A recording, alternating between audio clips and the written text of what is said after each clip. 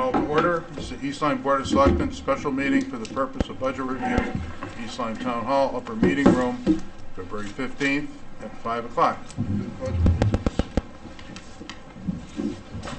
allegiance To the flag of the United States of America and to the republic for which it stands, one nation, under God, indivisible, with liberty and justice for all. Okay, thank you. So tonight we are going to begin our process of reviewing the budgets, and we're going to start with 317, which is Public Works, Highway, and Sanitation. And we have here tonight Joe Bergal, who's going to... Well, thank you for having me. Joe Bergal, Director of Public Works. We are discussing Department 317. We'll also be discussing Department 113, Building Maintenance, and Department 105. And if you have any other capital projects, questions, I'm here to answer them. I do want to just start really quickly by acknowledging the staff. There's 23 people in the Highway Department. There's 7 members of the Building Maintenance Department and 4 members of the Engineering Department who do a heck of a job, as people are aware. But there's 114 miles of road in town and 16 miles of sidewalk. And to keep that in best condition possible, I think they do a great job, and I think we're really lucky to have such a dedicated staff. When we look at the budget in front of you today, the department budget request was for 5% increase, reflecting a 5% increase. What's in front of you now is showing a 4.62. So there was 13,000. We already, in conjunction with the first selectman and director of finance, we already cut it 13,000 out of this budget. So now it's down to 4.62%. I know we always talk expenditures, but just as a footnote, on the second page of your Department 317 is the revenues, and I am projecting about a $20,000 increase in the revenues. And just as a quick, as our costs go up at the transfer station for items like bulky waste, when a resident comes, we keep those costs increasing to reflect the true cost. So that's why there's increases in revenues, and we should always be looking at increasing revenues to try to offset some of these costs. What I'd like to do, unless you guys feel differently, is just kind of touch on some of the highlights. I'm not going to go every line on them, but certainly jump in at any time. But I'm going to kind of identify a line item that has a change this year, and what I know you have your description of the narrative in there. So I hope I gave enough detail to explain it, but I'll obviously explain it here. So if we jump right in on the first page at Department 317, 100 personal services, the first line, and I always kind of keep a scorecard, is 211 is that PWD is Public Works Director. That's me. PWDD is Deputy Public Works Director Bill Shear, and then the Highway Superintendent is Justin Porter. So it's not, you're going to hear this common theme throughout the different towns, so I'll tell you now, so maybe everyone doesn't have to say the same thing. But when it comes to those 3 people, me and those other 2 people are all not in part of any kind of union, and it's called unaffiliated. And right now, as 3 members know now, we're sitting down with the Board of Selectmen, the unaffiliated, to go over that. So any kind of increases in any wages are not reflected here. They're reflected in a salary contingency fund somewhere else that Mr. Gervais would know where that is. So just to let you know why that's 0. The next line, 311, it's showing a 6.7% increase. So again, what you're going to be hearing from a lot of the town workers, whether they're the different departments in town or whether they're Highway Department or Parks and Rec, are part of the UPSU union in town, and that union has a contract. This is year number 3 of a 3-year contract coming up, year 24-25. And in the contract, those members are getting a 2.75% general wage increase and a 2.5 step increase for those that aren't top step. So that totals 5.25%. This is showing 6.57. The reason is a little slightly higher, the 6.57s in the amount and the percentage line in the last right column. The reason it's a little more than 5.25 is there are the rates of a lot of the highway guys are extremely low competitive around, so I have some people that are talented enough to move them up to from the truck driver class to the equipment operator. And the equipment operator rates are still not even equivalent to other towns' truck drivers. So I am putting in a provision to try to move up a few of our people in this department this year so we can retain them. So that's why, just to let you know, why it comes up to 6.57 instead of a straight 5.25. The next line item, 314, is so we have had, tying together with trying to upgrade some guys, is we've had a hard time. We've had a lot of turnover in the highway department of people leaving to get higher paid jobs elsewhere. When they leave, we're short-staffed. When we're short-staffed, we have to get some overtime to try to make up the difference. Or if we're trying to do construction work or trying to do double collection garbage days or staff Celebrate East Lyme, it just seems the trend is there's just more of a need for overtime with different storm events. I know we have a storm overtime, but every single time there's a storm that we stay an extra 3 hours. We don't always put it to storm overtime. And that's the next item. Storm overtime is really for tropical storms. It's for snowstorms. Believe it or not, we have snow coming tonight, so our guys are coming tonight. It might be up to an inch, but that's what the town expects, the roads to be cleared and the roads to be safe. So that line 314 is just for general overtime and for just regular storms. Line 315 is storm overtime. The reason this current year's budget is $70,000. I originally proposed the storm overtime line to go up 75, but then I talked to Mr. Cunningham, Mr. Gervais, and dropped it down to 70, or agreed to drop it to 70, because, cross our fingers, knock on wood, we've been all right the last few winters, and but you never know that whopper of a winter where we have 20 snowstorms and we're out all the time. So we never come back for more money. So it's just trying to find what the right amount is. So the 70,000, it should be about enough to cover that. Joe. Yes. Real quick, since it's a big number, what was budgeted for line item 311 last year? I know what actual was, but what was budgeted?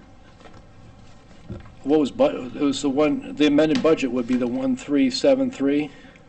It's the line. It's in column 2, adopted budget. Oh, 2024 adopted. Okay. Yeah, that's what we're currently in. Is 1373 386 was what Thank was. you very much. Good. Okay. Yeah, Yep. Good job. And anyone jump in anytime. Going along on the budget line items, the next one of interest is line 224. So services contracted operations, line 224. It's showing a 6.33% raise, 197.5. You're going to hear this theme, but that 210 was what I budgeted for this current year. So last year at this time, I had 210 on there and was cut back to 197.5. So I'm trying to get back to 210, but it's making it look like the line's up 6.33%, because just to let you guys know, there seems, and I understand, in the highway budget, there's more money than other departments, as far as it's not the same as assessor or some of these other departments, but this is what we do to, do the drainage, do any of the improvements, do the sweeping, do the roads. It's everything in highway department. That is the one line item in here more than any other item that allows us to do a lot of things when residents call, hey, can you fix this drainage? You can't plan everything, and this line allows us to do all those things. If whatever the thing is, we come rushing to aid. That's the line I take it out of. So it's a very important line, and we certainly would like to keep it back up to the 210, because in the last few years, the cost of everything, as everyone's aware, has gone up, but these lines have been staying the same. So we're buying less of, we can't buy as much precast structures, we can't buy as much concrete. The asphalt costs are going out through the roof. So that line is why it's at 210. Again, 239, tree maintenance. Last year's budget I had at 50,000. It got cut to 40,000. I'm asking for 50,000. I think I've spent 35 this year, and we're 7 months in. And I've now been emailing Mr. Gervais every time a resident says, I pay my taxes, I need that tree cut down, because I want him to see it, because there's a lot of trees. I mean, the cost of taking a tree down is from 5 years ago, when you had a tree. Anyone, if they do tree work at their house, they know how much it costs. And a lot of times a tree that's hanging over a town road might even need a crane or something to safely bring the tree. So I think that line really has to get back up to the 50,000 because it sounds like a lot, but not only is this line for taking down the dead trees and dead limbs, but it's also for trimming all the canopies. Like if you go down Roxbury Road or Riverview, or if you've now driven down Society Road, where right past where the exit 73 is, and you used to go down that loop and you couldn't see down there, we trimmed that whole Society Road. Now it's really nice. You go up there and the limbs aren't hanging over you. You know, it's not scraping the tops. We did some tree trimming up. If any of you guys go up Scott Road. We were getting a lot of complaints of people whacking the tops of their trucks on social media recently. There was a guy killing me on Giants Neck Road because you drive it, you know, people have their boats and their boats are sticking there and they're hitting all these trees and stuff like that. So we're trying to keep up with the canopies, but with 114 miles of road, all towns are struggling with that.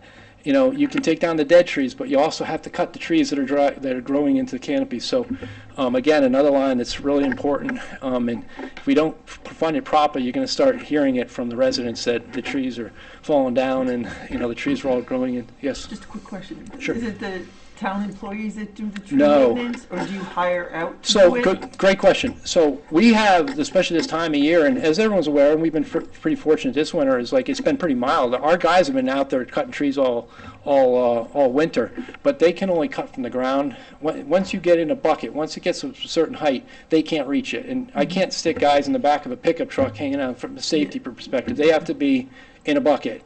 And we don't own a bucket, and we could look into it, but if you got a bucket truck, now it has to be, all the guys have to be very highly trained, and there's insurance levels. I mean, there was a guy that died in town a few years ago, not in town luckily, but a private contractor because he got near the wires. So now you got wires issues and stuff like that. So when it comes to anything up high, we get certified professionals that are insured, that they're doing the work, and we don't have to worry about the liability because that's on them. So, yes. Can I just have a question? Absolutely. So if the trees are close to wires, though, I mean, isn't that something that we could have Eversource come in and do? Because Great point. They probably, I'm meeting with Eversource tomorrow about trees. I bet Eversource, we have this budget, and I bet Eversource last year probably cut $50,000 worth of trees on top of this for us. So anytime there's a tree, like they're looking at 4 trees for me tomorrow. They look at trees all the time for us, and I can't, just so everyone knows, Eversource can't be better to work with as far as the tree maintenance. And I think a big part of why, not knowing the town of East Lyme has been pretty fortunate in a lot of these in these winds events that we haven't had a lot of power outages, is because of the efforts we've had over the last 5 to 10 years of some towns fight Eversource, and we're like respectfully working with them to get trees cut down where they need to be cut down so they don't take the wires down, so everyone has reliable power. So it's a balancing act of not allowing them to, you know, just gash an area of town. But you're absolutely right. I mean, as I said, I have 4 trees I'm looking at tomorrow. If they take them down, then it costs nothing to the taxpayers, which is great. And that's the first thing we'll always do, and they work with us very well. All right, as long as we're on the topic. Absolutely. Under 317, line item 212, we had a minimum amount of money in there for a tree warden. And where's that now? So that line item was not for trees. That was, you're very well aware of the history of it, is Mr. Jezierski. The Jezierskis were the tree warden in the town for, what, you probably know about 30, 40 years. Before Bill Jezierski. I'm not talking Mike, the officer. I'm talking Bill and then his father before him. And when Bill Jezierski passed away 5 years ago, someone had to be the tree warden, and that became me. I was licensed to be a state tree warden, so that was a stipend that was put into my salary. That then just went into the salary, and that became a responsibility of the Public Works Director. So the line item of the stipend disappeared, and the amount that was allotted to be the tree warden is showing in the thing. So that's why that line item reflects 0 amount. Okay, so this does not show up anyplace else in the budget specifically as tree warden. Correct. Okay, so that is a state mandate, I believe, that we have. It's absolutely a state statute. And I highly recommend that it's a town employee, because the way the state statute is written, if it's another person that's not the town is required to do what the tree warden says, and if the tree warden needs $200,000 worth of work, you got to do it, because that's the way. So I manage the budget, and I am not going to go over the amount of budget, so I figured out. But that state statute is very specific, that the powers, the only thing that the Board of Selectmen and the first selectman can do is appoint the person. You can't tell them what to do. That's why it's very important to have someone that's on top of these things, works with Eversource to make sure that they can work it, because that money can add up very quickly. So then, you were paid an additional stipend to be I a was. tree warden? Well, that's what I'm getting at, but you're not now? I'm not now. The amount of the stipend was rolled into the actual salary about 3 years ago, and that's why that line item went to zero. So, But you but they also have included it. It actually was never in the Public Works Director, because it never was. It's now in the job description that it's required. It's not like, I don't want to do it. It's one of the required responsibilities of the public. So I just wanted to make certain that, because it is a state mandate, It- that I- this clearly appears in not only the budget, but particularly the budget, so that it's very clear that Yep. we have a tree warden, and that tree warden is somewhat properly being reimbursed. But you guys appointed me last month. I'm not sure if you remember this, but Yes. I was Yeah, I was no, we reappointed did. last month for 4 years. I Right, just so believe. essentially you've absorbed the The position. duties. Right, And the then duties. it was rolled over. It was rolled over. The salary was I- rolled Right. into his So other salary. all those calls and all the things used to be done by Mr. Jezierski. Now they're all done by it calls in, and that's why we always pound that. Public Works at Yale Town Hall. It comes in, it's logged, it's addressed, and either can Eversource take care of it. If they can't, then we have to pay for it. But then from a liability standpoint, we're in much better shape, because there's a lot of liability when those trees, and I remember the one at the Terrace Ave, and the person started throwing the liability terms in there. That tree got taken down yesterday. So, I think we're in a much better place, and thank you for understanding that, but that's why it's a zero thing, is it just got rolled into salary, and it's almost better for the town, because then 40% of my salary gets put to water and sewer, so you guys were paying the full amount of the tree ward, and now it's better, because water and sewer's best to be paying 40% of that. So let them pay for it. The other hat I wear. So, rolling along, after tree maintenance. So now we're on to the recycling, and everyone knows the hat that, if you haven't heard me talk about, I'm the President Scare, and trash, I like to talk trash. It's pretty important stuff. Even though it seems like you got a few numbers in here that are a little higher, Mr. Cunningham, as first selectman, and Mr. Gervais were invited to a summit at Camp Net with all the other local chief elected officials. Trash in the state of Connecticut and trash in general is going through the roof. And the town of East Lyme and the other 11 towns in SCARA, the Southeastern Connecticut Regional Resource Recovery Authority, have the best deal going in the state. And even with that, we're trying to get up to the cost. Our contract goes to the year 2030, so we're like 40% lower than everyone else. So we're trying to gradually get up so that when we get to 2030, I don't sit in front of you with a budget that's went up by 100%. So that's why this number is reflecting a 10.1% increase, because SCARE is cranking up the tip fee that they charge the town of East Lyme by 10, 11%. So it's a necessary evil. Be ready for it, but it's still the best deal in town. On the flip side, I love to celebrate. Last year I was able to celebrate the street lights finally coming to fruition. This year, I don't know if you guys recall, but about 3-4 years ago, the town bought a haul truck, and I told the mayor, so this by haul truck, it's a truck that can pick up dumpsters and stuff like that and haul them to a location. Well, we were trying to keep up, and we were driving all that waste up to Willimantic. That's where the bulky waste used to go. Well, I was able to negotiate prices and get it to go now to CWPM in New London. So now I have a drive time of 10 miles, or 10-15 minutes as opposed to an hour. And we're hauling all our bulky waste ourselves.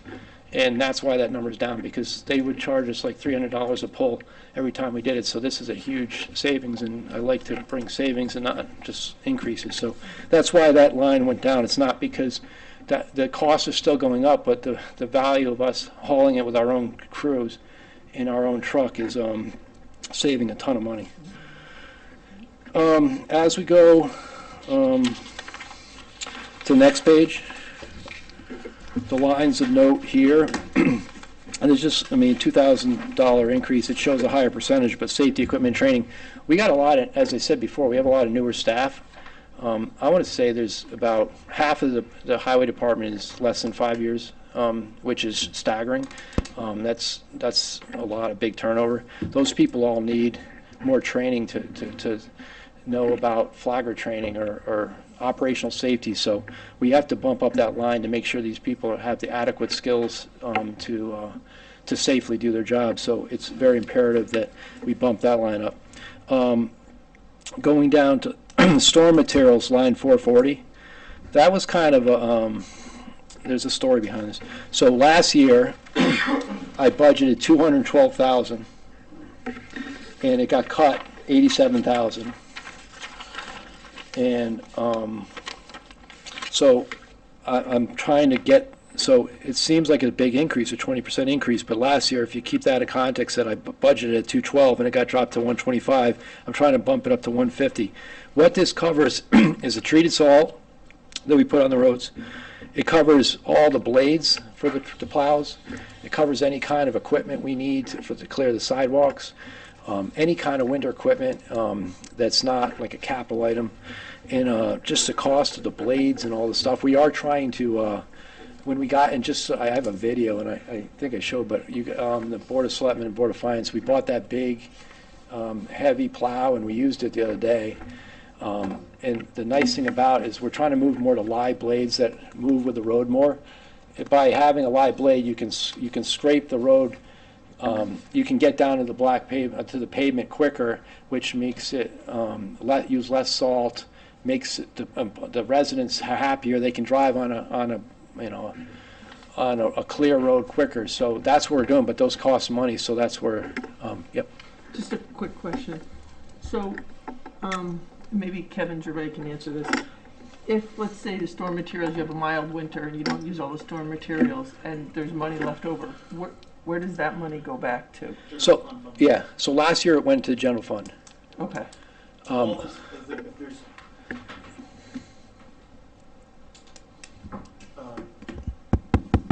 So any money left over in the entire operating budget rolls into the general fund balance at year end. None of these accounts roll. And that's challenging. Yeah, But so before I started, I know one account I think you guys are used to rolling over year after year, which is just an additional appropriation you're doing. You were rolling over the retirement liability every year. So the first month of the year, we would take the leftover balance of last year, and all you're doing is reappropriating fund balance. They were just calling it a different name, but you're just asking for an additional appropriation a week into your budget. So that's not what we're doing anymore. So I just ask for an appropriate amount based on our calculations, and so whatever's left over just rolls into fund balance. So okay. this, and maybe I'm not reading this properly. So let's say last year then there was 125,000. Did you spend all that then, or how do you know how much was? Well, that? last So when year we was say last this- year, that's this year we're in. Yeah, 125 is right now.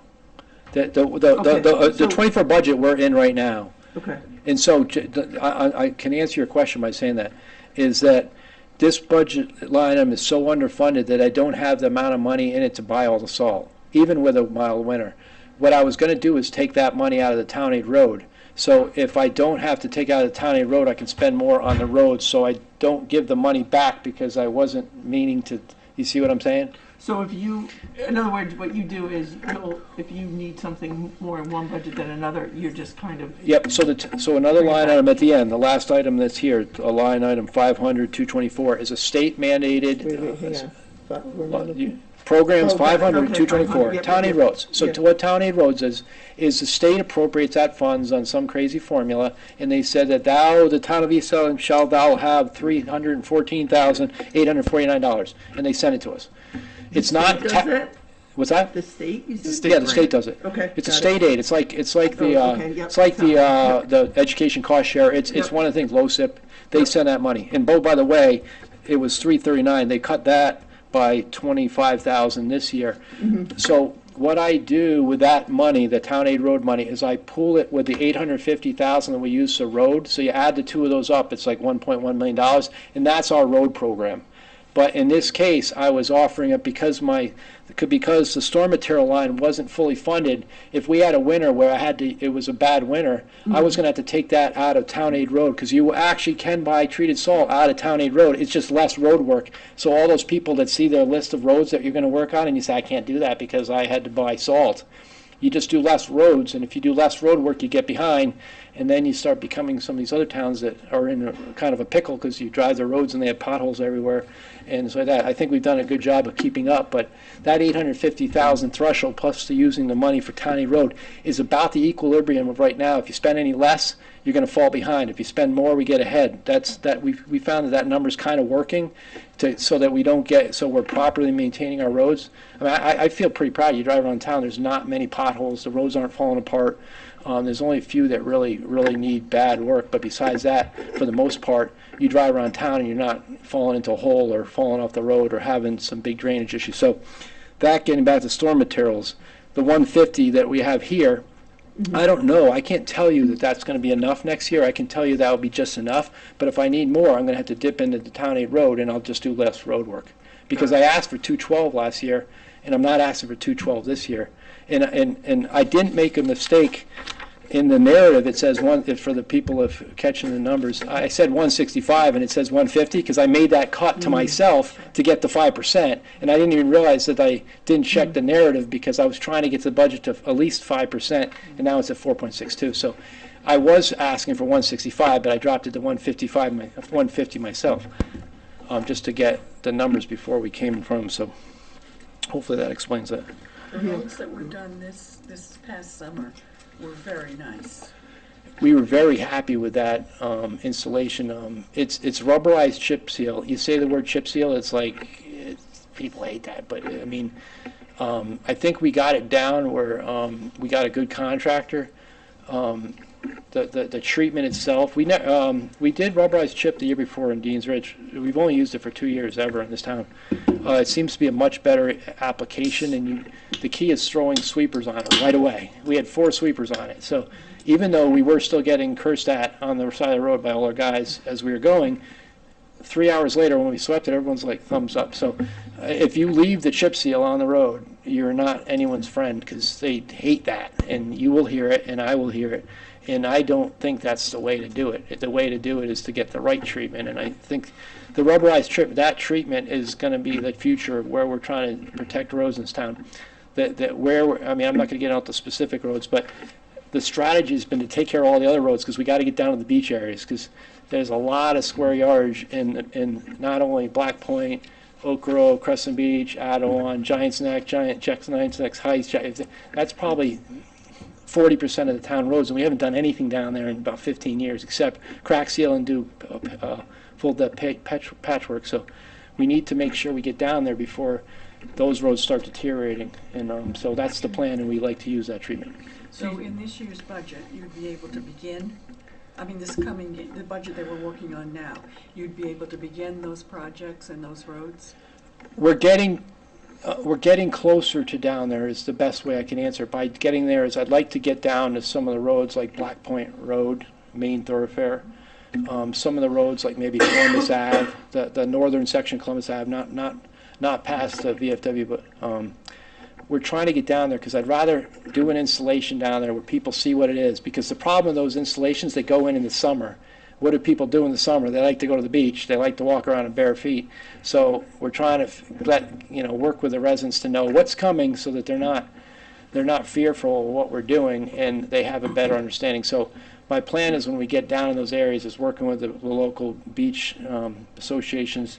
It's the best way to do it. Tell them this is what we're doing. Tell your residents this is what's coming. This is when it's going to come. We did that with Giants Neck on Giants, because think about Giants Neck Road. That's the only way to get in. There's a lot of houses up there, and we pummeled not only the beach, the heights and the beach, and there was some pretty people mad that day, but in general people were pretty happy, and that road's going to hold up a lot better than what it was before. Thank you. So, Quick question. You said there's chip seal versus a rubber. well, what we use is rubberized chip. It's just a Rubberized different process. It goes down hotter. It's a rubberized emulsion, has more flexibility to it, which is good. It's just a different process. Is one more cost effective than the other?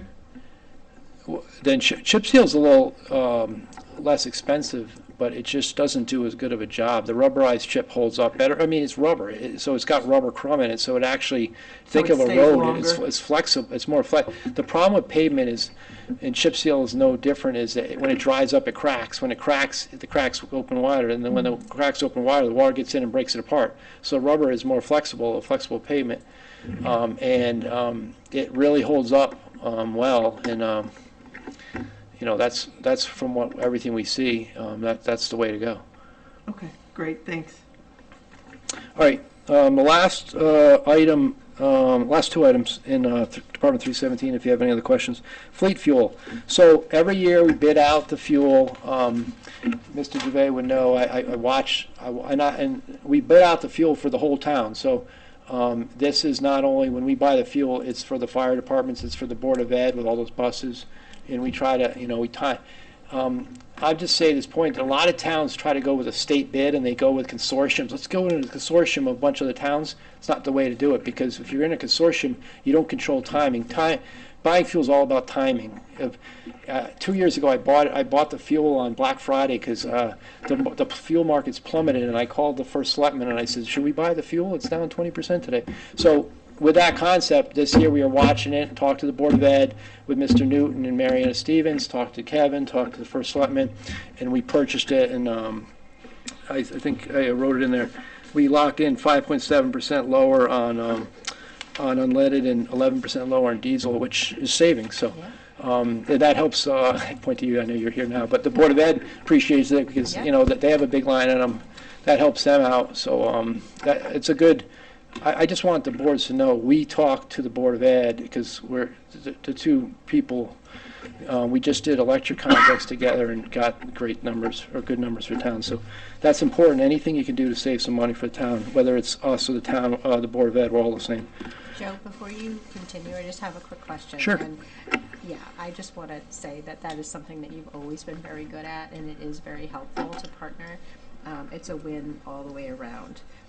On the recycling and the disposal, so are there any grants at the state level that would help in those types of initiatives with waste and clean, disposal and that type of thing? Is there anything available?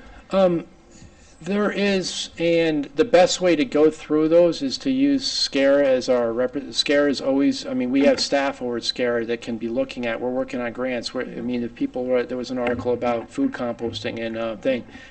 I got a few emails from some people saying, yeah, we should do one of those in East Lyme. No, let SCARA build it. So we could work with the Board of Ed on food composting. It would be a great thing. If you get the food waste out of the Board of Ed's tonnage and send it to somewhere else, it's going to save the Board of Ed money because they're not paying the top dollar for trash. It's going to be less for food. But yes, there are things out there. They're highly competitive. We are looking at those and anything we can do to help our town. I just know that the towns in SCARA, we don't pay for recycling in this town. If you read articles, there's other towns that are freaking out because they're paying $100 a ton for recycling. We pay nothing. SCARA picks that up.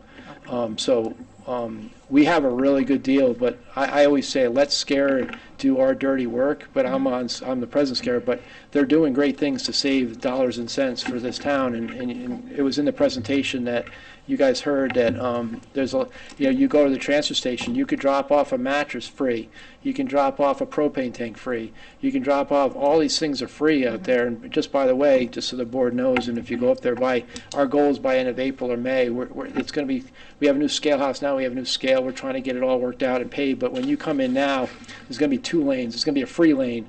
So when you come in there on a Saturday and there's 30 cars and you got something that's free, like leaves or something like that, you can pull in the free lane. It's going to move a lot quicker. So customer service-wise, people are going to be really happy. But the people that have bulky waste and the things that cost money, they can weigh in the line we're doing a lot of things to improve that whole customer service interface. But it's a business up there. People are bringing stuff that's costing the town money, so that's why we have the fees. Okay. Anyways, the last one is streetlights.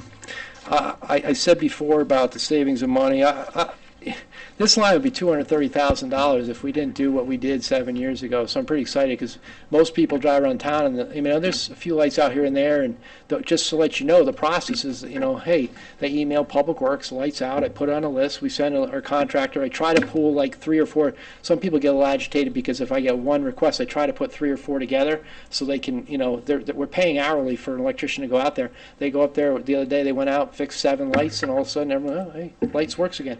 So we got a good system, and for $67,000, we manage that internally. So if we were to outsource that or do what we did before, this line would be triple. So it's just a good thing to show that the 4.62% is a tremendous value, in my opinion, for what the people are getting. I kind of kid, it's like, I didn't realize with trash, it's like life, liberty, and the pursuit of garbage pickup, man.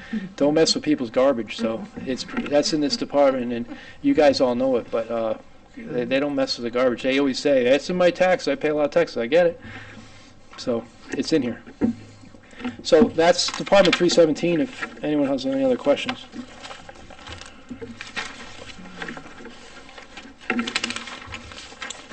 So, do you want to go to Department 113 or 105?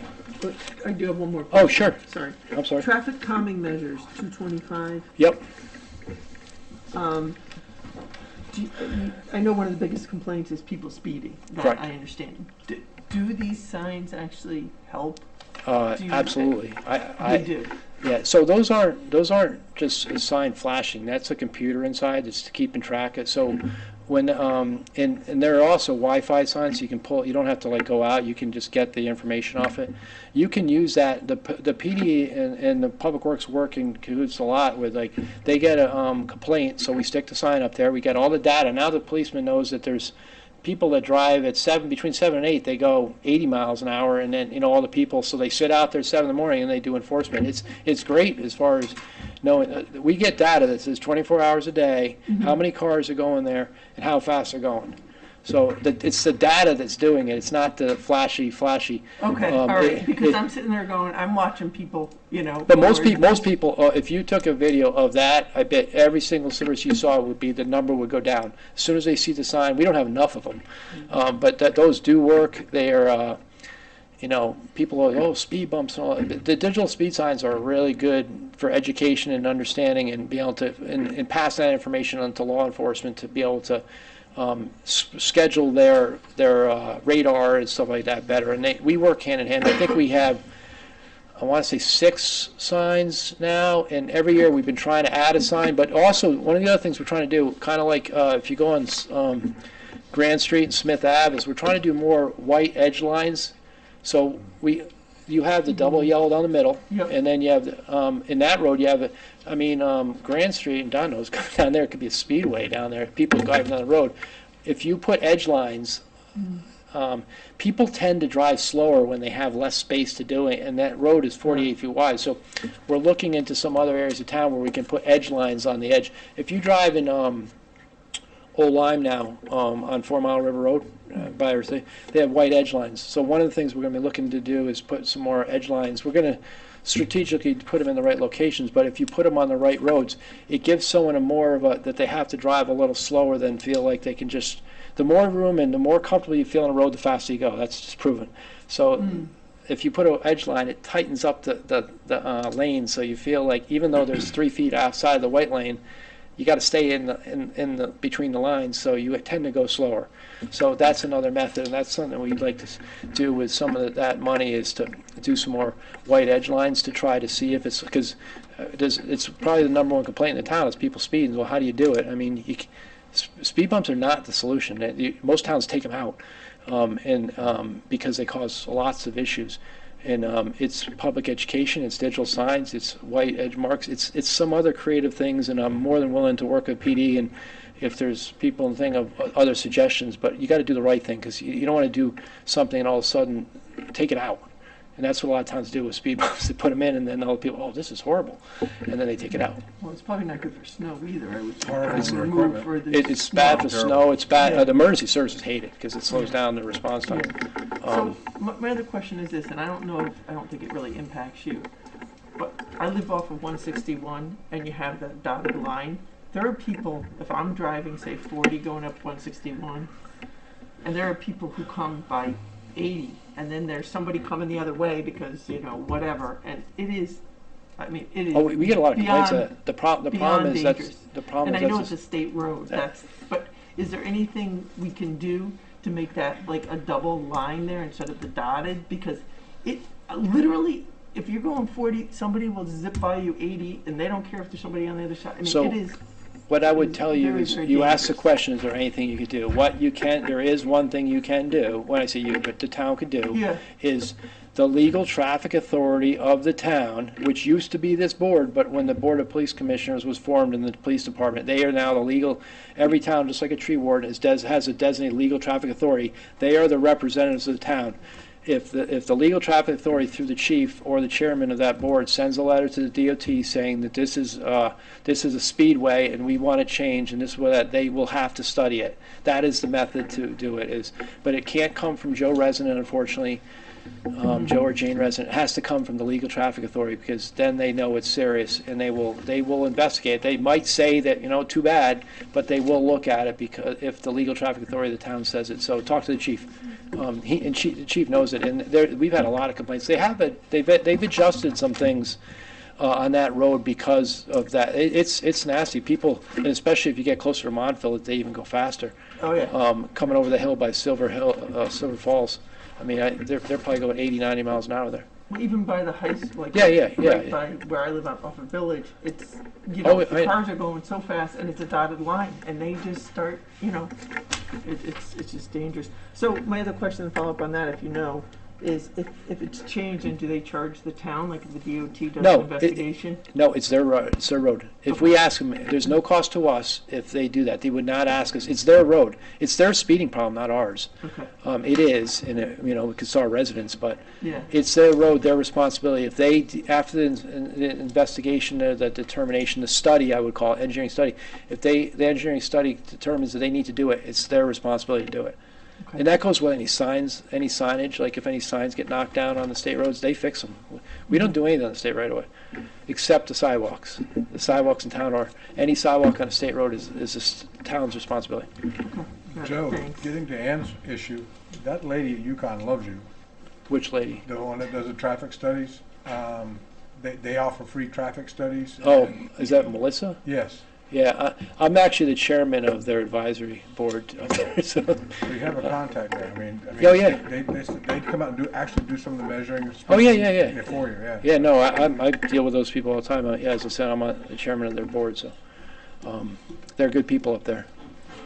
All right, so that's the Department 317. Does any other question, Department 317?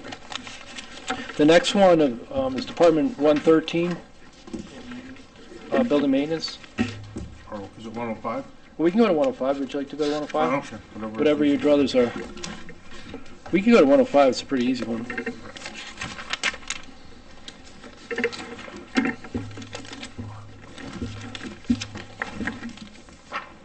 Department 105. I'd like to give a scorecard of who's who. The town engineer is downstairs.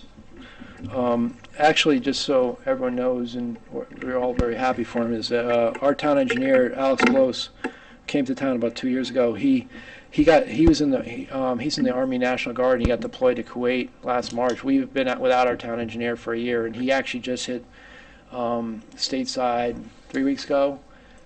He's back at his house now, and he's back to work next week. So we're happy for his service, and he's safe and back with his wife. So we're happy. But that's the town engineer. So that's who's there. He's great. He's invaluable. He does a great job. And that's civil engineer. We have Peter Gilberto. With the town requirements, and I mean, it's a good thing with purchasing policy and putting out packages. Down in engineering, we pretty much do everything ourselves. Bill Shears, a licensed land surveyor. Peter's fantastic, a wizard on AutoCAD, and we put all the projects out, which saves the towns lots of money. So Peter's a civil engineer. The admin assistant is 75% shared, 75% the town, 25% water, because she does a lot of the water bills and stuff like that. And I'm proud to say this budget is showing a 0.52% increase. It does, there are, town engineer and civil engineer are both part of that unaffiliated group, so that's why it's showing 0, but besides that, there's really, we're not asking for anything more except just maintaining what we're doing. If anyone has any questions. Longevity is just a reward for continued service? Yes. Well, it's part of a description of benefits package that's similar to what the unions have, a similar provision. And yes, it's based on, nothing kicks in until 5 years. I'm sorry, what? Nothing kicks in until at least 5 years. So if anyone's been there 4.5, nothing. Once they get to 5 years, I think it's $200. And then once it gets a longer, there's a set amount. I think it was 200 last year. Do you remember, Kevin? Yeah, it's 200. Well, this is unaffiliated, but it's 200. That was my question. Oh, I'm sorry. Yeah, the admins, the UPSU contract and unaffiliated have the same longevity payment. Not being stingy, Joe, when a person's deployed, are they compensated? Good question, though. So, they're let me see. When the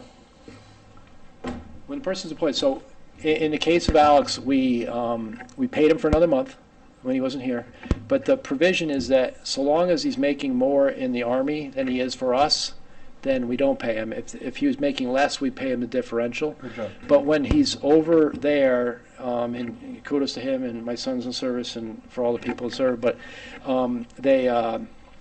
that's tax-free money. So that's great. I mean, I'm glad they do that. So he was being compensated more to be over there, but as soon as he gets back here, he obviously comes back on. He was also getting compensated his retirement, the 401k portion.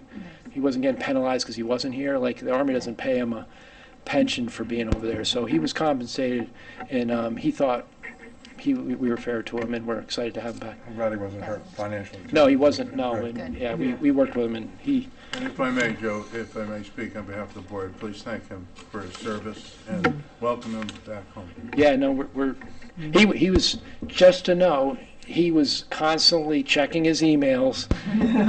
He was on the Public Works. I bet we did 10 Teams meetings with him. We had to always figure out Kuwait time and our time. He participated on a lot of things when he was over there at night after his duties.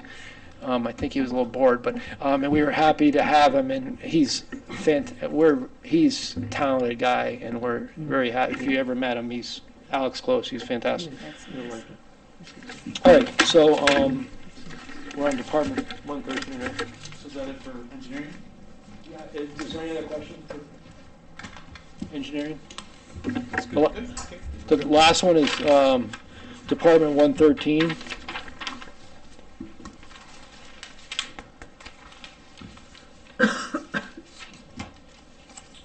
All right.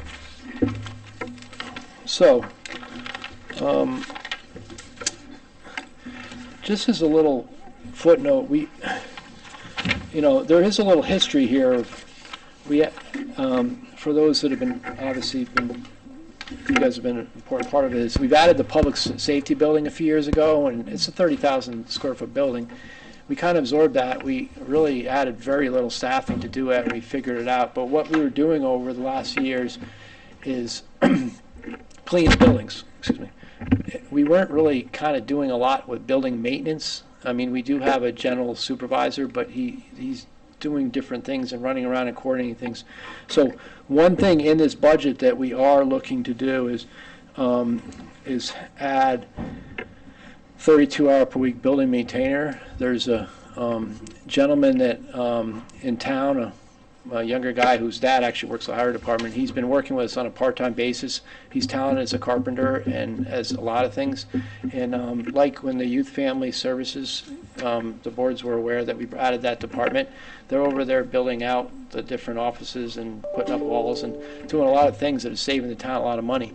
So that's really the only item in Department 311. That's why the 12% increase is that we're absorbing these extra hours, and we're even in the time he's been doing this year, and the way I've been paying this year is I have a little bit of extra funds that we have for coverage it's been invaluable, as the Director of Finance and First Selectman can see. He's doing all kinds of work, and if we can continue this, we really need things like painting and carpentry and doing all the little things on all these buildings, and we haven't been funding that at all. And if we kept down that road, we'd be sitting there in 2-3 years saying, oh my God, all the buildings need paints, and all that. I mean, where'd we go? So I'd highly recommend that it's not a huge amount dollar-wise, but it's a huge value if we had to pay to do a lot of these things. Just so everyone's aware of the ADA compliance issue with this building.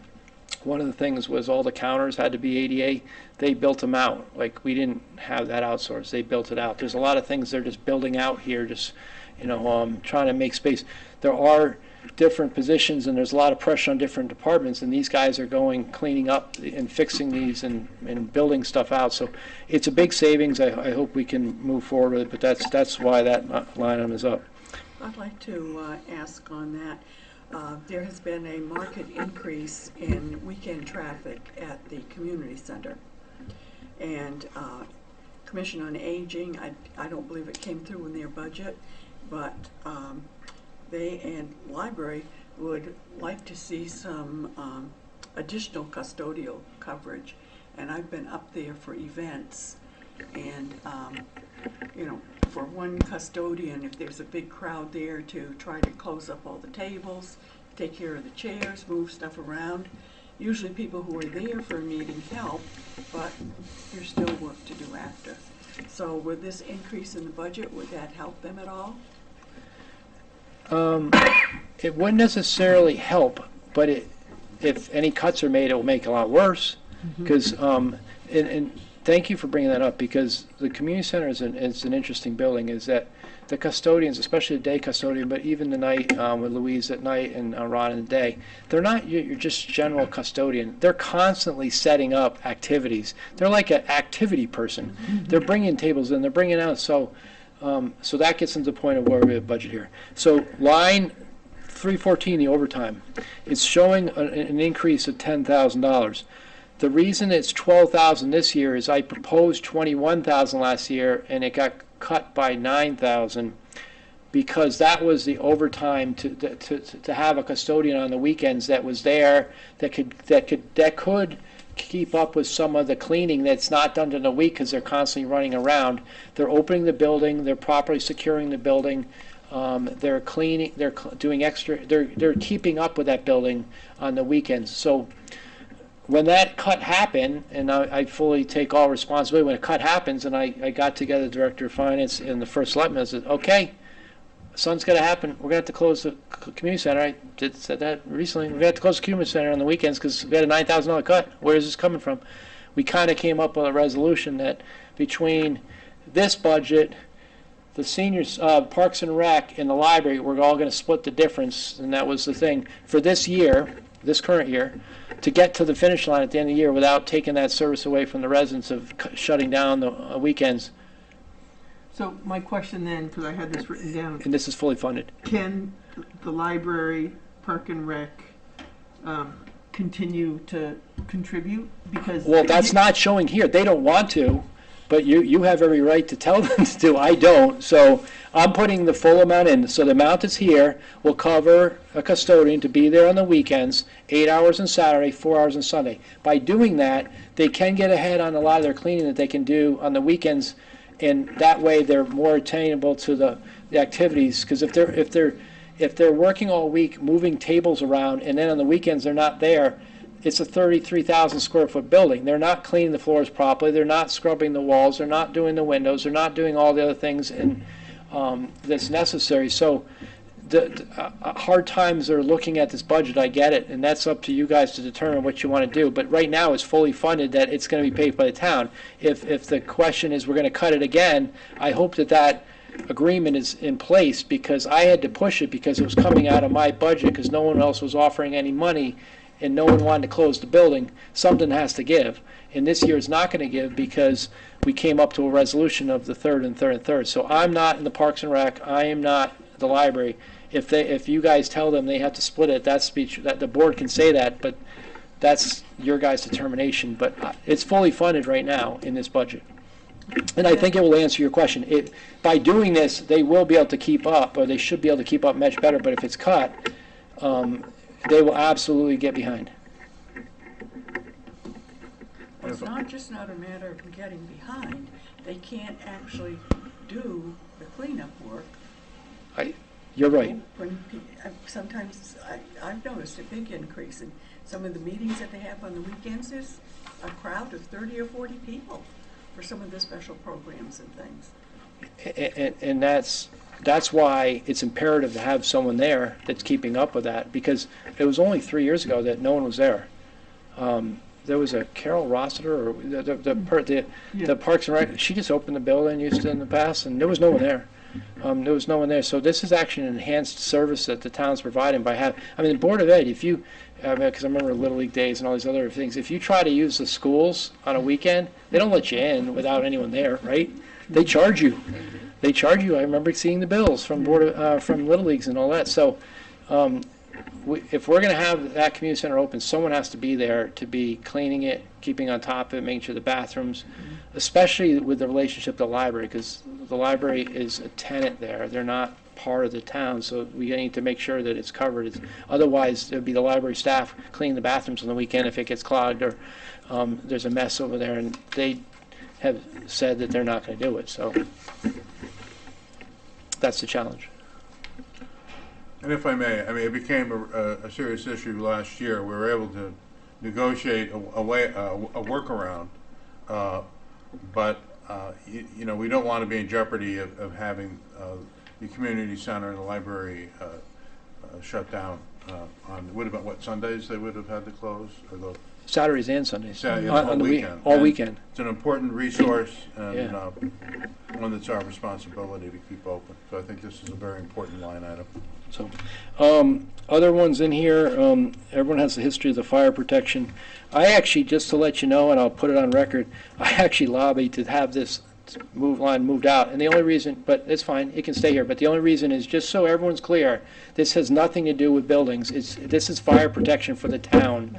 Because like when actually, bad example, Willow Lane, but any of these fires, the fires are happening more in town, and any time that is, the fire department hooks up to the water department, the other hat I wear, and the chairman right here, is that's there so that the town has the ability for fire protection. Water department just happens to be the East Lyme Water Department, completely a separate separate enterprise, but that's why that's there. But just so everyone knows, this isn't sprinklers, this isn't anything, this is just fire protection for the town, and the water department's been pretty adamant, or the water and sewer commission has been adamant about getting that line up to a more serviceable line, because most water departments charge about $100 a fire hydrant, and we have 800, so that would be 80,000, 85,000, and this line's 69, and it's been going up 10% a year for the last 9 years. May I just ask, why is it in, I don't understand why. Because it's always been there and no one moved it. So it doesn't have to be changed. It really should be in fire services or somewhere else, but if it's here, it's fine. It's a 10% line item reflecting a percentage increase that has nothing to do with buildings. Because it's not protecting the town building, it's protecting the town, not the town buildings. So, Can we look at that for next budget season to move that out? Dan? Is that something that, clearly you can't take it out we still this end up year, paying but. for it. but it's a town expense anyway. I might just say the thing is, I just want everyone to be perfectly clear, it has nothing to do with buildings, but it keeps going up. So every year, this budget is going to be going up commensurate, because you're measured by your bottom line, and my bottom line is going up on a line that has nothing to do with building maintenance. So Well, I just would so like to long go as the on to boards know record that. Yeah, I'd like to go on record and just say for next year's budget, if we could please take a look at moving that line item off of your budget and moving it into where it should be. So with fire services or emergency management or somewhere, Yeah. it's a Fire service. So Fire just service. because it's always been that way doesn't really mean that it's. Well, this is way the first it year we've should had a be. fire So it's budget. just a thought, and I just will say, I caught it as I was reading through it, and I thought to myself, well, why is that there? So I'm actually glad that you said something. It's a We'll great. make a note, and Yeah. next time we'll try to look at Thank you for that and see where it makes sense. Sure.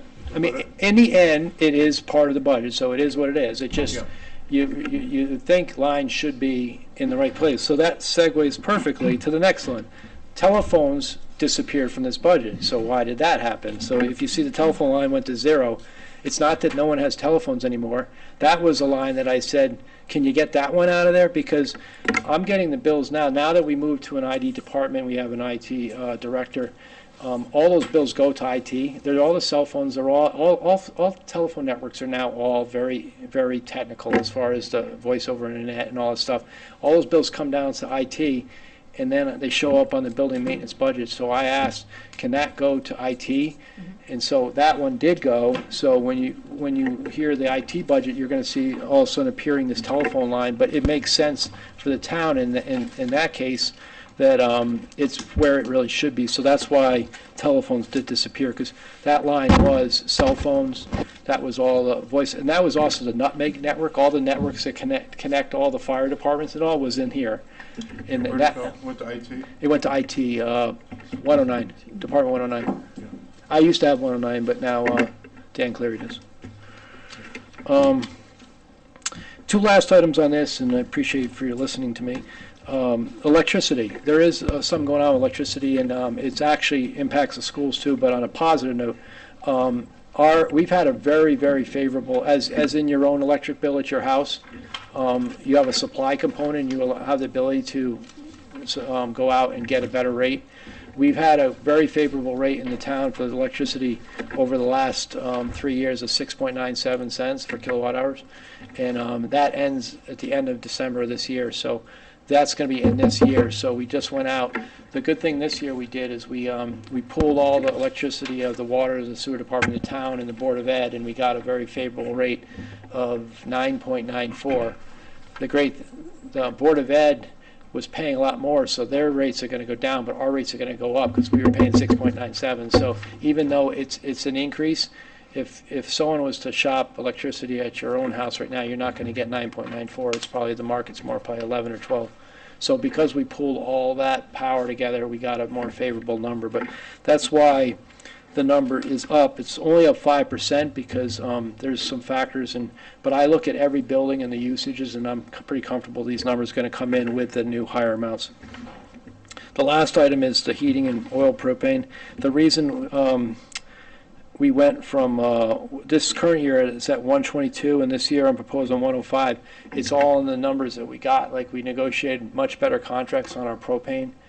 We got 20% decrease in our propane costs, and we don't have a lot of fuel oil left. All we have left is the because the town heats this building propane, field service building propane, public safety building propane. So all our major buildings have propane, and we got very favorable contracts. The community center, which is the biggest one, is on natural gas, which is a great. So the only buildings we have left with fuel oil are the fire departments. I'm comfortable that this number's lower because we're getting away from fuel oil, and we're getting favorable prices on propane. So, do you have any questions on 113? Who do you use for propane? We use Quality. They're out of Clinton. We get prices every year, and we've had them about 3 years. Their prices have been better every year and good service.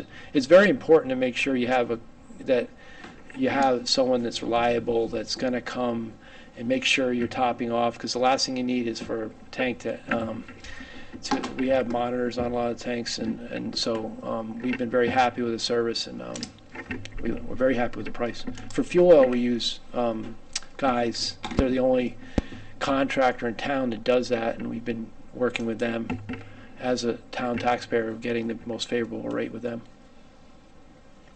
Thank you. Any other questions from Joe?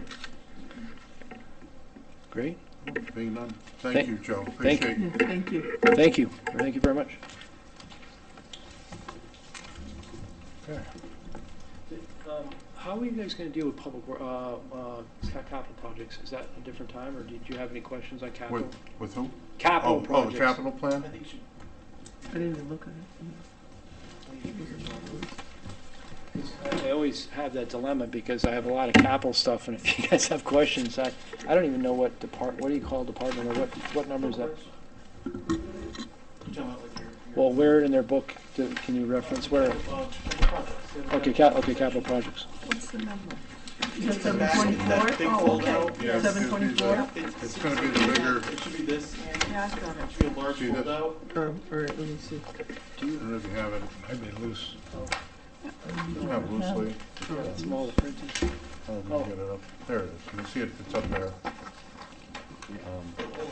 I don't have what you guys have in front of you, so if you don't mind, I can look at this and Must follow have handed along with you guys. Yeah, I don't think I have it. Do you have it?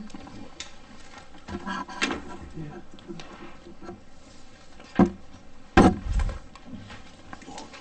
Tell me when you're ready. Here, you wanna put- yeah. When did we get that? Or is that supposed to be? Should be the back of the book. It back? it might be folded over. Okay. It was a supplement handed to us when we received the books.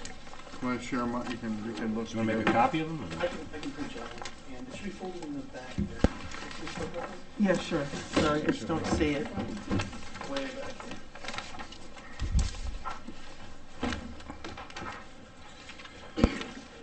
I don't see your copy. It might have fallen out, or I can print you, no big deal. Let me see. Look at mine if you like. Yeah, thanks. Let me just, I'll print wait you. a minute. Hang on a minute. You said? Oh, there you There it go. is. Okay, It's in sorry. the bag. Oh, you found it, okay. We're good. So, as I said, I'm gonna have to kind of look behind me at times, but, the first line is the, road bond. That, we've been doing that every year for the last 10 years. If anything, the 850,000, if anything, if you can only think about it, the cost of money is from, the last 10 years is making 850, not feeling so much like 850 anymore. So pretty imperative to keep on that track, because we're not asking for more and keeping up. The cost of pavement and the paving has probably gone up 40% in the last 5-6 years, but yet we keep the same number, so we're having to really be creative of using the money. On the flip side, as Mrs. Hardy said before, that rubberized chipper, that treatment, is actually very cost effective, and it's instead of spending buku bucks on reconstructing roads, we're putting treatments on them to extend the life. So we're trying to use all the pavement preservation techniques to keep the 114-mile system in good shape as best we can with the money that's allotted. So that's the 850. Town sidewalk, just to Okay, let, could you wait just a second? absolutely. So now we're seeing on our list that the recommendation is for 750,000. Am I reading this correctly? Right, You requested 850. Yeah, I didn't see that. So can I Yes. speak to this a little bit? The idea is, we'd like to transition this to cash capital, and if it's 750,000, I can do 500,000 bonded, 250 cash. Next year, do 250 bonded, 500 cash. The idea is the town has a real bad debt problem we're in right now. Overall, we have $19 million of capital project requests this year, $19.1 million of capital projects. For cash capital, if you look at that front sheet you have, we're budgeting roughly $750,000 to be paid with cash. In this current projection, this has $2.5 million of cash requirements. So there is a balancing act here. So we have to transition to cash capital eventually. So ideally this year, if we could shave off 100,000 there to bring it down to 750 and start transitioning that to cash capital, then in the future we can increase it, especially since, you know, we've had a couple of years of over 5% inflation. But it just came down to you know, with the first selectmen's cuts, we still have almost $16 million of capital projects. Okay, I understand the process. My question is, how does that affect your ability to carry out the projects that you feel are necessary for the town? This is, you know, a $100,000 cut. We do less. Well, we want to know, what are we going to do without? The residents will see that less roads will be done, and I can't really, I honestly didn't know there was 100,000 involved, but it is what it is. It's like, I mean, I guess I can get back to the Board of Selectmen to revise the list of roads based on that, but it's definitely going to, whether it takes out 3 or 4 roads, we can't do some drainage projects. We're going to only spend what we're allotted.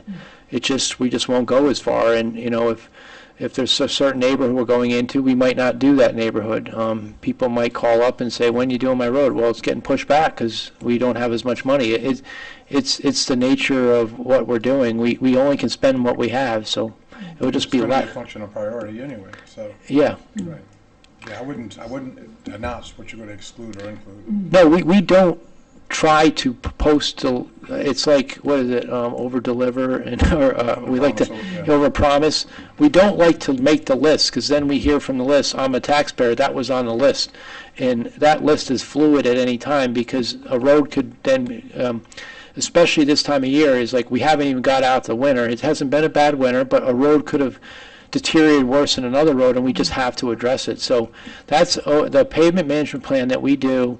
We try to do a 5-year plan, is a fluid document, and we reassess it every spring, and then we get ready for planning, and it will impact less roads, but I can't tell you exactly, because it's not exactly linear that I'm going to take out 2 roads or 3 roads or whatever. It's just, Okay, I understand that, but you in part are also charged with public public safety. Correct. Responsibility. So I just want to make sure that you feel that what needs to be done, you can accomplish with the 750. Not that you wouldn't like to have the 850, but I think the number of projects, the variety of projects that fall under your department, I think we want to be assured that you can do, how do I want to? so the best I could explain to you is that I'd rather you cut the capital budget than cut the operating budget, because the operating budget I will prioritize and do everything I can in that year. The capital project is more of a long-term planning, as I'm trying to maintain the roads so that they last the next 15 years. If they have to go another year, they have to go another year, but the operating budget addresses immediate needs. So that's why it's so critical not to cut the operating budget, because I'm not putting extra money in the operating budget just because that's going to maintain the roads. I'd be more concerned, to answer your question, if the operating budget got cut. But if we have to absorb 100,000, we will do a little less, but the roads will be safe. Thank you. Just a quick question. Can you just explain what you were saying, the cash capital? When you're saying that, are you saying that you're taking things out of operating? So, on the right side of our spreadsheet here, we have 4 different options to finance our capital projects. We take out bonds, which are over 10 or 20 years usually. Okay. Sometimes we can do it for 5 if it's a big project, we can pay it off quick. But the idea of that 5-year financing, that's our acquisition program, right? Okay. And if you look here, very few things are in the acquisition program this year. I believe it is $250,000. There's one thing I have here, that's because it's mislabeled. Equals 250. I thought I got rid of it. All right. Oh, 5 years, okay. So, and this changed a little bit from what you're looking at. You're looking at 750, right? So this is the Public Works road paving line, $750,000. Okay, In your the spreadsheet you're looking at has 750 in that 10-year bond, correct. right? It should be 500 in 10-year bond, 250 over in cash. Okay. The idea being, we are taking out a 20-year note at 5% interest to pay for our groceries. So that's how I look. I mean, this is something, the Public Works, one of their largest jobs is maintain the roads. This is an annual maintenance of maintaining the roads. We're putting capital towards redoing the roads, but really, this is like taking a second mortgage out to replace a couple windows in your house. That's how I equate it. Really, we should be paying for this with your cash. This should be cash capital. Ideally, any project under $1 million really should be paid with cash. In the entire operating budget last year, we had a $500,000 cash capital request. So when you use cash capital, I guess maybe my question is then, Show you what down is the advantage to that versus saving 5% interest. and we're talking, You're not bonding and it. we're talking $80 million. We are paying. Here, I'll pull it up. Our bond. Just as an aside, this particular year, we are going to pay. I don't think they want to know. This year we're going to pay $2.4 million in interest, right? If we bonded less, we'd be saving that $2 million. So every year, just this year, we're bonding and anticipate $2 million for the land acquisition. we have a note outstanding for $6 million. That is capital projects we've bonded over the last couple of years. That's a note outstanding that we bond every year. It's a 1-year note. This current year, we have to bond $8 million before we add a dollar of capital projects. Okay. So in this instance, I'm proposing 500,000 of bonded money, 250 cash. Okay, Right. so when you do all this cash capital, like, I guess the next question is, do we have this money to do the cash capital? No. So in this current projection, it's 2.75 million. The budget is 750,000. This is and this is where we have to, I can shift projects between paid for in cash versus bonds, and that's really the role of the first selectman and the treasurer to Okay. decide the financing of that. But really, I just have to show everybody, where we should be with cash capital. Right, we Okay. should be paying about $2 million to $2.5 million in cash, as opposed to bonding these items. We should only be bonding items larger than, $500,000 or $1 million. Right now, we're bonding $100,000 projects. Those should be paid for in cash. So how do we get to that point where we start paying for them in cash?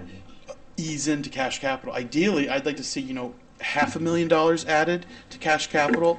This year was such a tough budget year with the, more robust fire department, youth family services. I said, okay, it has to be at least 250,000. So if you look in that front sheet in the budget book, when we pull up here, I'll just so sorry for going off tangent here, but Yeah, thank you, because I just didn't really. so our expenditures are broken out into three. We have the town operations, Board of Ed operations, debt service, which is this year's bond principal payments and bond interest payments. So I just showed you we're paying 2.4 million in interest. That means we're paying, $4 million, give or take, in principal. I can give you that number. In principal, we're paying 4.4 million, right? So the idea is, instead of paying, $2.5 million in interest, if we started switching to cash capital, the bond payments would be reducing, and we could use bonding for the large projects. The $4.5 million roof for Lily B. Haynes, I think it is, or one of the schools needs a new roof. That's a bondable project. But a $50,000, some of these projects that we're bonding for $100,000 should be paid in cash. We just don't have the ability to pay for them in cash right now. So in the proposed budget, I'm proposing $750,000 of cash capital. Right? And even that, I think, is very, very conservative. It should be $1 million. But how do I sell $1 million? If this was $1 million, maybe 10 million. You can see it just added another 250,000 to our debt load, or to our cash needs this year, and that increases the mill rate another 1/10 of a mil. So, it's really a balancing act of how much do we tax everybody, because really what's happening is we've been bonding. That's been history. We've been bonding and taking out these leases. So over the next couple of years, we're going to have to pay for these bonds, pay for these leases, and pay for cash. So the next couple of years are going to be challenging to wean off the leases and wean off the bonding and switch to cash capital. So we're going to have a couple of years where we have to tighten our belts. But if we get to the promised land of paying in cash, we are our financial situation will be so much better off. Okay. We have to bite the bullet now. Yeah, no, I'm following. I just didn't. Yeah, I no. wasn't following. So No, I it's- thank you for that Okay. explanation. Yep. It's, it takes a minute to really to get it and understand, but, Yeah, no, it's I like got you it. go out to I dinner, do you pull understand. cash out of your wallet, or you pull out your MasterCard? And Yeah. we're trying to move to more of a cash basis. Correct. Yeah, because And it saves us so much money over time, and we're really trying to get to a better place. No, with it makes better- sense. It was all those years where interest was next to nothing, and that's why it was so tantalizing. But over the last year and a half, that 1 or 2% is now 3%, and it's making all the difference in the world, right? it's not 3%. For our lease, the last lease we just took out was over 4.5%. So last year, just this past year, the first year I had my budget, there was a cash crunch, and I recognized that. We weren't able to really fix it last year either, but we borrowed $1.4 million for leasing. So the town took out a lease last year of $1.4 million. That was this column right here, and it was on the spreadsheet. Everyone saw it, right? So when we bonded these two columns last year, We took out a lease for this one, and we paid for this one in cash. This one equaled 500,000. This one equaled 1.4 million. This was 3.9 million. Now, if we go this year with everyone's needs, I think the bonding is over 12 million. We're bonding the idea is we're looking to bond 50. We're bonding 13 million, $13 million in bonding, nothing in leasing, and 2.7 million in cash. So some of those cash projects, ideally, are going to have to come off, or we move them over to bonding. So this is where the tough conversations really have to come from. And so the $100,000 cut, while it's going to hurt the road reserve, if we can get that road reserve moved to cash, that'll help everybody. Okay, understood. Yeah. Thank you, I appreciate that. And it was easier to divide 750 by 3 than it was 850 by 3. So, sorry, Joe.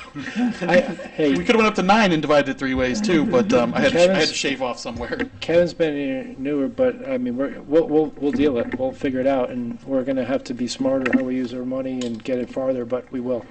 So, do you want to go back Sorry. to the? Yep. Sorry for that tangent. No, Don't say that was very helpful. Yeah, no, I mean, All right, just so everyone knows that the next line item after the roads is sidewalk projects. So that's a capital non-recurring account, and that's really meant for repairing sidewalks that are in poor condition. That's not adding new sidewalks. That's not putting a sidewalk on Gorton Pond. That's not all these other maestro plans that everyone wants to do. That's trip hazards, any kind of things that need to be fixed. That's put in that, as everyone knows, the CNRA put in a fund so we can address it when we get out there. Pretty important.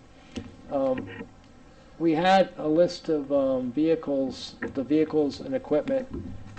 We did, whenever I have a list of every piece of equipment we have and when we would like to turn it over, and we understand the logistics and we understand all that. But in the priority of what we're looking at, the garbage truck, we have 6 garbage trucks.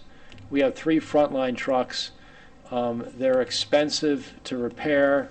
I got a report the other day. I think a few of the trucks we spent about between $15,000 and $25,000 each on each truck of keeping these things on the road. So the more we can get these older trucks out and cycling and back to the life, liberty, and pursuit of garbage pickup.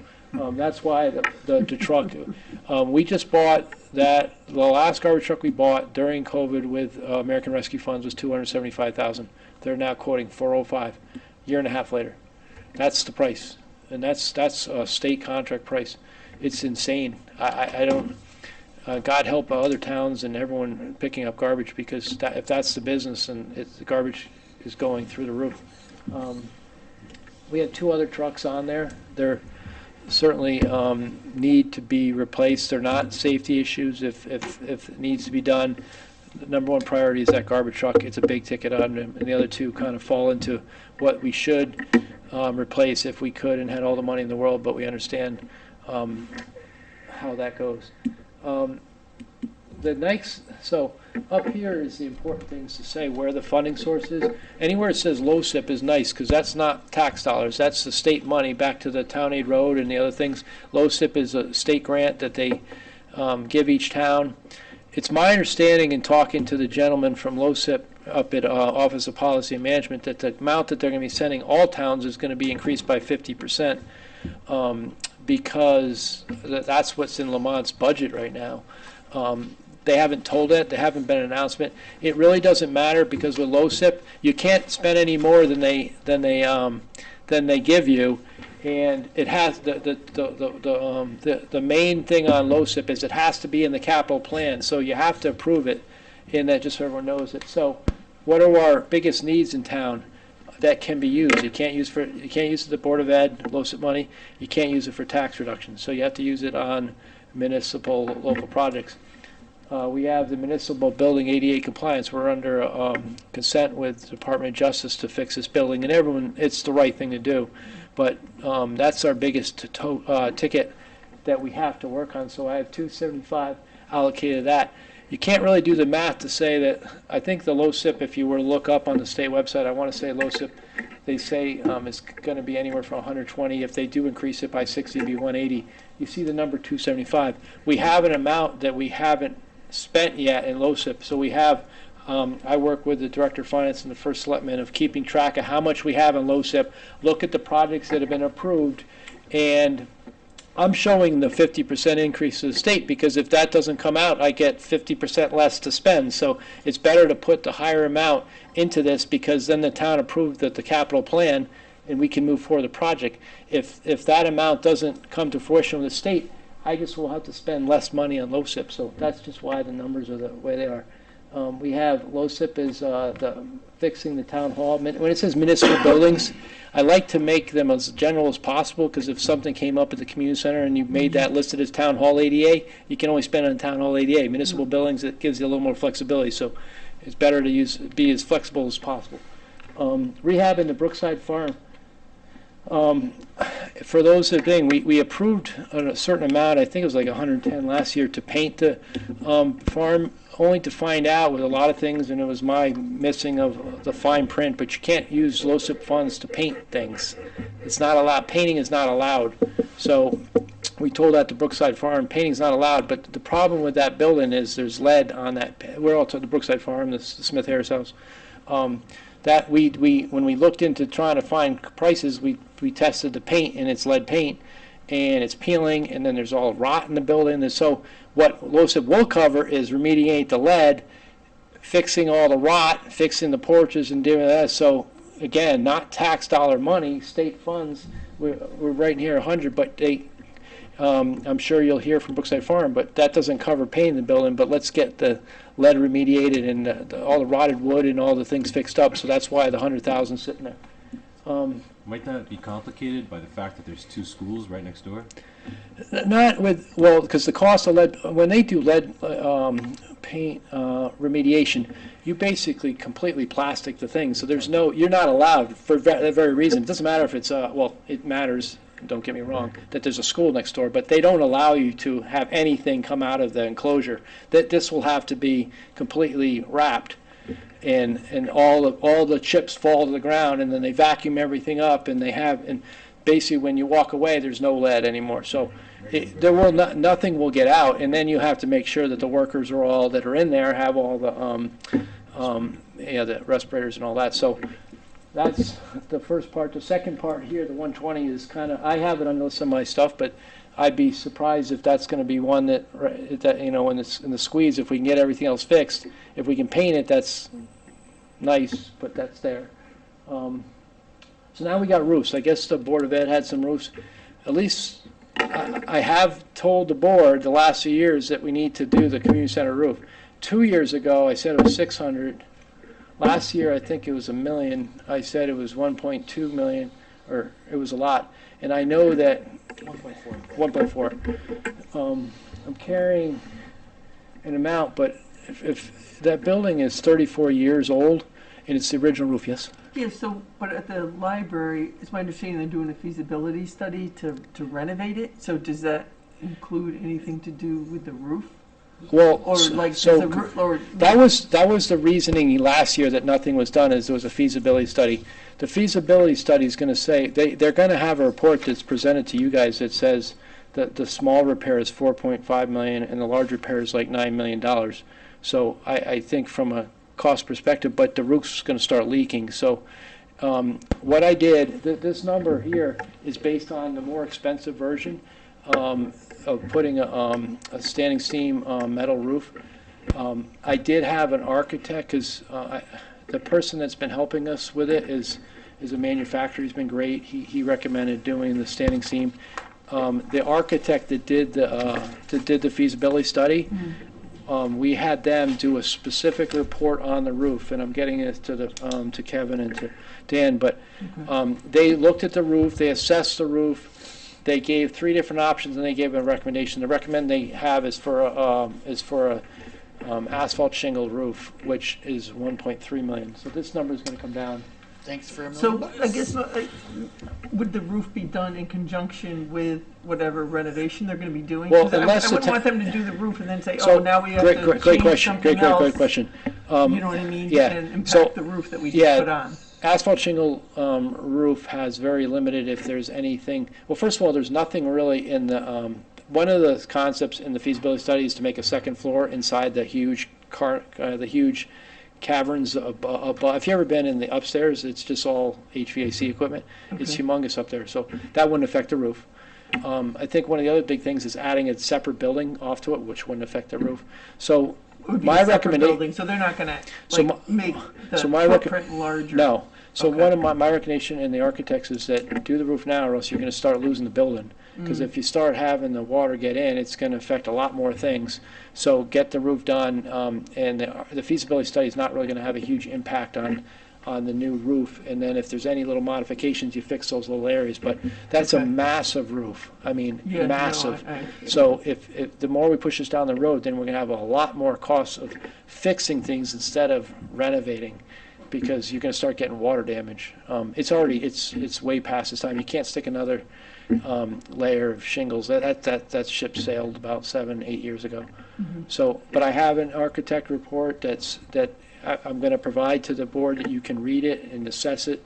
It's determine if you want to do it, but at least gives you the data and the information to make an educated decision on what to do. So you guys will be getting that report. You don't have it yet. I just got the report last week.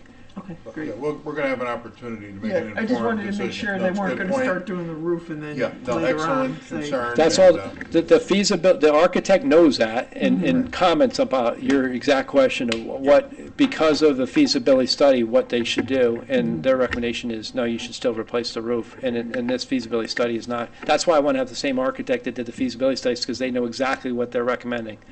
It makes more sense. Okay, so Joe, I just want to have it clear.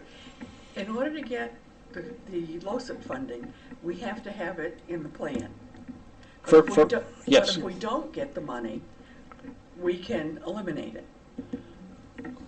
We will get LoCIP. I will 100% get guarantee. The only thing I said is if we get the 50% more, then we can spend more, then we can attain. Well, a good example is that if we don't get that extra 50%, then that line item might be 225. So in an out year, we might have to spend more money on an out year to finish this ADA compliance project. Does that make sense? Because I don't even know if the 275 is going to be enough for this building, because adding a lift, redoing the whole front, and redoing all the bathrooms is, it's not like your house. This is a prevailing wage job. It's not going to be cheap, but we're going to do the best we can, and we're going to try to. And we also worked with the Department of Justice, and they were very happy with our plans and our plan and everything like that. We were able to stretch the completion date out to October 2025. So all the requirements of Department of Justice do not come down in next fiscal year. They spread into next. So if we can't get anything done in next fiscal year, we can do it in the next and still be in compliance with Department of Justice. Thank you.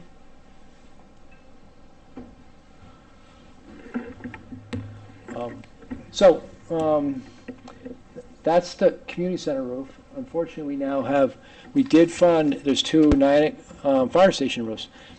This budget funded the main station. Is it even in here? I can't really No, read. so we funded, this is current year, so we funded in last year's budget, the Niantic main station, I think it was like 280 maybe? Yeah, 180, something like that? no, it was 230, I think. Okay. So there's the main station over here, Niantic, the main station, and that roof got funded in this year, and I'm putting together the final parts on a bid package to put it out to bids to be done this spring. At the same time, last year, the Station 2 down by Rocky Neck is also needed to be done, and that's in here as well, so. Just as like a little side note, when we were talking about cash capital versus bonded capital, these are prime candidates for cash capital. It's a roof, but instead we have to bond it. So to be able to use cash capital for these, then we're going to have to increase the tax rate in order to be able to have the cash. At first, yes, but once the bonds start getting paid off, and we reduce that almost $6.5 million of debt service, that would come down, right? If anyone wants to do any research, in Brookfield, the finance director over there, when I was a deputy, we ramped up cash capital 25% a year for 4 years. So for 4 years, it was tough. But right now, I believe they do $2.5 million of cash capital a year. So they only bond for projects over $1 million. Maybe the occasional fire truck at 800,000, but it's usually things over $1 million. And right now, the bonding rate on average is what percentage? 4.6% was the last I saw. You would also, Do we get a different rate because we're a municipality as opposed to? That is the municipal rate.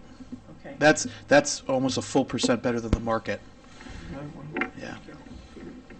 you had mentioned that by doing this, we make ourselves more attractive to lenders, correct? Correct. Yeah. So this has not just immediate benefits towards our debt financing services, but also in future money that we could get. So as we look at the 10-year plan, you look at the 10-year plan, I believe it's over $70 million of requests. And then you look at some of the placeholders that are TBD. Major high school recapitalization in 2030, I believe it was. That's a multi-million dollar recap, I'm sure. Renovations to the central office, multi-million dollar renovation. And those are things that are going to have to be bonded. So we're bonding all the little things, and then we're bonding the big things. And right now, we're over $70 million of bonds. So if you think of it in terms of the town's GDP, right, or the town's budget, we have an $86 million budget. We have $70 million of bonds. So we're already almost 100% debt to income, right? We're bringing in $86 million of revenue, but we have $70 million in bonds. So we're not in a great situation with our bonds right now. So we really need to work, and we're talking. I have a finance intern right now that comes in 2 days a week, and I have him working on putting together a recommendation to the Board of Selectmen. Hopefully in the April meeting, he'll come in and talk to you guys and give his recommendation for a robust capital improvement committee that meets year-round, because this isn't an issue that's just a budget issue. Really, these capital projects need eyes on them, year-round. Maybe every quarter there's a meeting, and the various department heads report to this committee, present the updates on every capital project so things don't fall through the cracks. If we lose, there's a department head that leaves, the next one comes in, and there's someone holding us accountable for these capital projects. I think that the point is that we're trying to think about budgeting in a different way, and in a way that really is looking a lot more down the road than in the past. And it's going to be painful for the next couple of years. There's going to be some pain. But after that, we're going to start to see the benefit of that. And it's something that's been overdue. We need to do it, and it's even more important now with the interest rates on debt. And hopefully, we'll make some sacrifices in the present, and people who live in town and pay taxes will benefit years from now. I think something we don't do right now that I think I'm working with the Board of Finance and internally in my finance office is to create a model, whether it's a 10-year model, but project out the grand list growth, project out the expenses, and then look at the capital needs. If we're proposing a major recap of the high school in 2030, we should time that to make sure some of the bonds, like the public safety building, rolls off before we add another big bond. So it's timing of these major projects. I think we need to do a multi-year budget lookout here instead of every year we're budgeting 1 year in the future, and then we say, okay, we'll worry about next year's capital improvements. This year we have 19 million of capital projects. Requests. Whatever doesn't get funded this year just gets added to next year's list, and then it gets exacerbated every year. So so some of these things we can't just keep kicking the can down the road. We need to face some of these challenges. I think whenever you break a cycle, but whether it's budgetary or whatever it is, when you try to change the cycle of something, it's difficult in the initial years. But once you do that, then it starts to get a little bit easier. And I'm hopeful that that's what we're going to realize. And we will see. But I think Kevin's got some great ideas, and I'm supporting those ideas. And let's see where we can get. The last one of, in here, that I'm kind of involved with is, we've had the annual CNRA, the HVAC pump replacement and the roof. So the lines there, the 20,000 and 10,000 for roof and 20, that's just that bucket of money that we put into. So for the roof stand, but that's not going to be money that we pull into some of these major roofs. Those are those are repairs of roofs and smaller roofs and things like that, or just so we have the ability if something comes up, we have the funds. And the HVAC pump repair, the 20,000, the cost of air handlers and all the systems that we have around town. If we didn't put a budget like this in a capital non-recurring account, we'd be coming up to the board every single time something breaks, say, hey, can I have more money? Can I have more money? Can I have more money? This is actually a bucket of funds that is put in there so that we have to manage and make sure that we can get through the year. If a $15,000 piece of equipment breaks or something like that, that's what that's for. So is managing that. So just to let you know that. And then the other items down here, the Samuel Smith, and that's not me. So you can let them. I know where else to put it. I'm just, I know, I'm not faulting you. I'm just, they can vouch for those items. That's, the historical buildings, we love them. Samuel Smith, Brookside Farm. The first we hear is their town buildings, and all of a sudden they come asking us, but they're asking for requests, and they're sitting under this budget. But I will let those departments and those people, the friends of these houses, let you hear about those items. That's what I think. Everything. Thank you. Sorry it took so long. No, thank you. Thank you very much. Any other comments? And we'll, not, we should adjourn. Make a motion to adjourn? Do I hear a second? Second. All in favor? Aye. Anyone Okay, opposed? All right, so we adjourn at 6:41. stand adjourned. Thank you.